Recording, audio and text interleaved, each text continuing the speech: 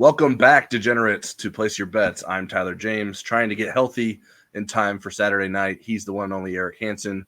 We cover Notre Dame football, recruiting, and more for InsideNDSports.com on the Rivals Network. And we like to make prop bets about Notre Dame football. The subscribers last week, Eric, had a much easier time than Notre Dame had with Louisville. 7 of our subscribers had perfect weeks of 4 correct answers, with the 5th bet from last week being a push on the touches for Jadarian Price and Jabron Payne. And you as well had 4 correct answers, Eric. Is it safe to say that fatigue isn't an issue for you this season? I don't know about that. We'll see if you're still sick on Saturday, because that could affect my fatigue rate since I sit next to you. Yeah, maybe you just put Charleston between us to give yourself a buffer. Charleston, I think you need Tyler's direction in this game. Well, in terms of our season standings, everyone is still chasing Scott Claracy. He's in first place with 22 correct bets for the season.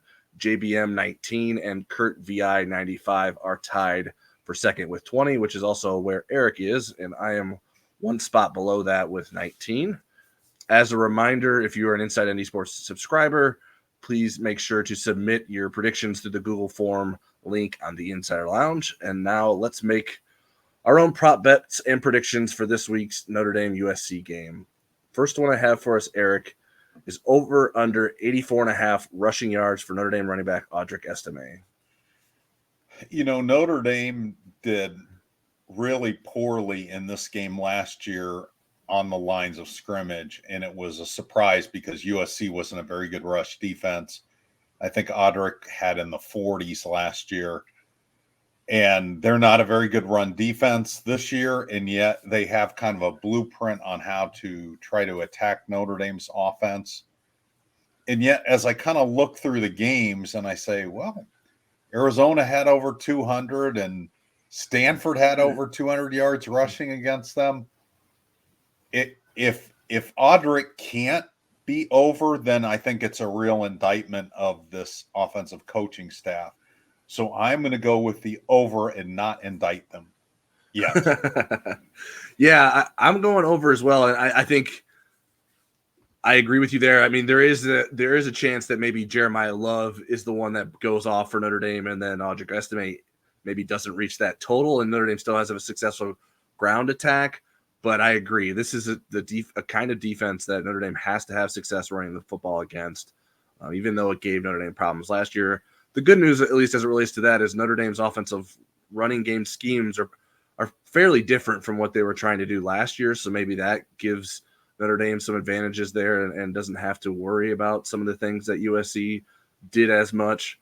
I also want, before we got into our prop bets, I asked Marcus Freeman on Thursday if Audric Estimé was healthy, because he looked a little bit dinged up and left the game at some point against Louisville in the second half. And Marcus Freeman was pretty firm in saying that he's good to go and expects him to have a big game. So I am going to predict over 84.5 rushing yards for Audric Estimé.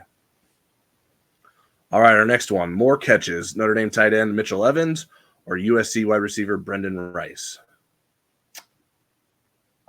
I went, again, a little bit counterintuitive here with Evans. Evans has, I think, one more catch on the season than Rice does, but Notre Dame's played one extra game. Zachariah Branch hadn't been playing, and I think he's probably the number one target when he is back and healthy, and I'm not sure yet that he's going to play for certain on Saturday. But I don't think USC has seen a tight end anywhere near the caliber of Mitchell Evans this year. And so I think that's going to be a tough matchup, especially with all the blitzing they do. They're going to vacate some areas that Mitchell Evans usually finds in a zone and sits down and catches the ball. So I'll go with Evans. Yeah, I'm in agreement. I'm not confident enough in Notre Dame's receivers to pull catches away from Mitchell Evans.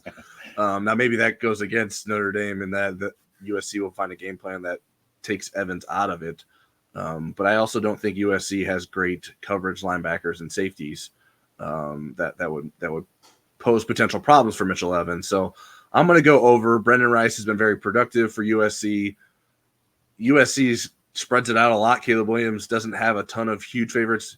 Brenden Rice has 21 catches, and Taj Washington also has 21 catches. And like you mentioned, Zachariah Branch is a very important weapon to that offense and hasn't been healthy.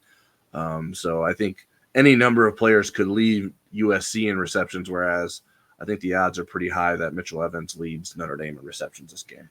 One added bonus on Evans is he said he's looking forward to playing in the rain and the cold. So that makes me lean that direction as well. Yeah, I haven't asked our USC site to see what Brenden Rice thinks about playing in the cold. I'm sure he has less experience. All right, next one we have. Will Notre Dame convert a fourth down? I'll say yes. I think, again, USC takes a lot of gambles with its front, but they haven't necessarily been somebody that you worry about not being able to convert a third or fourth down against. So I'm going to go with yes, Notre Dame will convert a fourth down, and I have a feeling Marcus will go for one. Hopefully not in his own territory down 11 points. Yeah, I'm in agreement again. I think Notre Dame's offense needs to be aggressive, so I think the likelihood of Notre Dame at least attempting a fourth down is pretty high.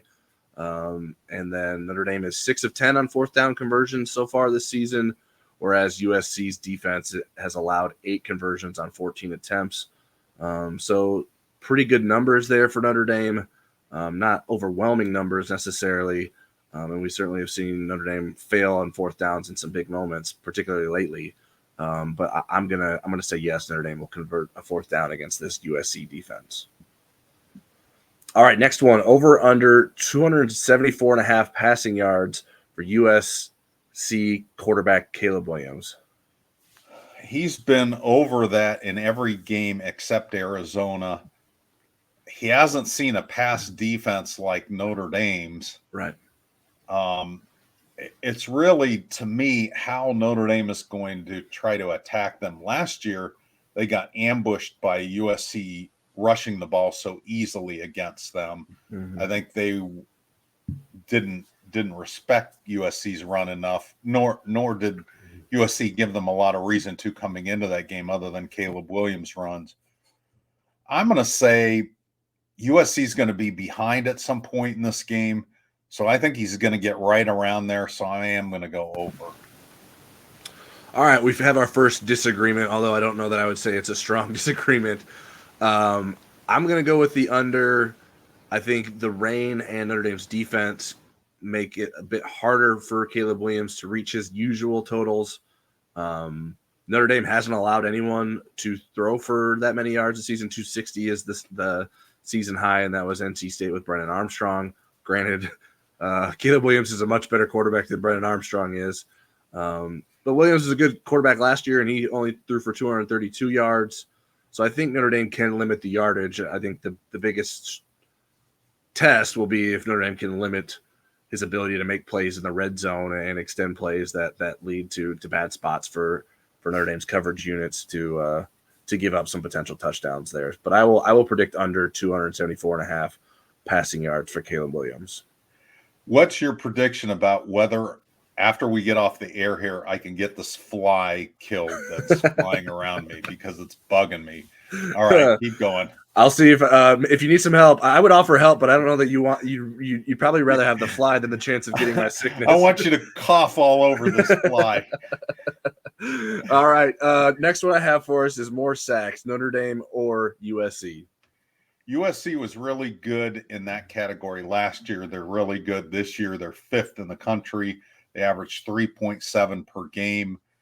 They average 9.5 tackles for loss per game, which is number 1.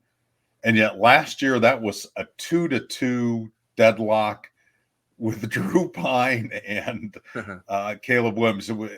Drew got sacked 8 with his new team when Arizona State played USC. So I'm stalling here. I just can't go against USC on this one. So I'll pick the Trojans. Yeah, I'm with USC as well.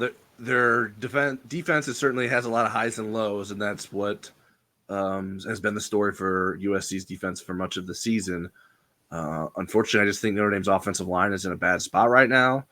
and it's difficult to say, well, just get the ball out quickly. But I don't know that it's easy for Notre Dame to do that because USC is probably going to play tight coverage because it doesn't fear Notre Dame's receivers' ability to sort of beat them deep. So I think that takes away from Notre Dame's ability to keep USC's defensive front honest in some passing situations.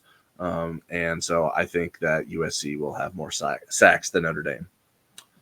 All right, time for our fun one. And this fun was used instead of a different F word here. Will the broadcast give us an up-close look at Caleb Williams' fingernails? Given that it's NBC, I'm going to say no. I think that they might describe what's on his fingernails and say it's a naughty word, Notre Dame, with Notre Dame on the other hand. But I don't think they will show it. Yeah, I would. Maybe they'd show it if it is PG rated. It's not going to be PG rated. But yeah, I don't think they would. Really think he's going to have ND Stinks on there? What if he put NBC on there? He's looking for some NIL money. NBC Stinks? No. Then they'll definitely not show it. Yeah, so I'm going no as well. Maybe they'd have to blur him out if they really wanted to, but I'm going to say we don't get a look at Caleb Williams' fingernails unless maybe there's a fumble situation and they're trying to determine whether or not the ball came out when you have to get a close-up of Caleb Williams' hand. All right, our last one, final score prediction for Notre Dame USC. Boy, I'll tell you, earlier this morning, I would have gone with a much different score prediction. And I'm going to go against my better judgment. Now, hopefully we can edit this later if I am right. But I'm going to go Notre Dame 33, USC 31. And I am so influenced by that betting line not moving. All right. Well, and also, yes. Marcus's demeanor and the players and the coaches Tuesday night played into that. Okay. I understand where you're coming from, but I can't do it. I was I don't blame you. I'm too shaken by what I saw from Notre Dame at Louisville last Saturday, and sort of the way that this team has trended since the Ohio State game. Even though that Notre Dame won the Duke game, I don't think that was necessarily a performance to be that proud of. Although, like, the result is what matters most, and they dug deep and got the result they needed. But I just don't have a lot of confidence in Notre Dame right now. I do think they can keep it close. I don't think it's going to be a blowout. So I have USC 35, Notre Dame 31, with Notre Dame's defense playing decently enough to keep USC within arm's length for Notre Dame's offense to try to keep up. But I'm not sure that Notre Dame's offense right now will be able to do that. All right, that will do it for Place Your Bets. If you're an InsideNDSports.com subscriber, don't forget to submit your predictions through the link on the Insider Lounge. If you're not a subscriber on the site, we encourage you to take advantage of our 30-day free trial of premium access that we're offering to our YouTube audience. Go over to InsideNDSports.com and use the code NDYT. And there's also a link in the video description below that will help you sign up. And for all of you, make sure you hit the like button here, subscribe, share with us your predictions for the game in the comments. And we'll be back here early Sunday morning after the game for our post-game takeaways before we get to take a Place Your Bets break for the bye week. And may the odds be ever in your favor.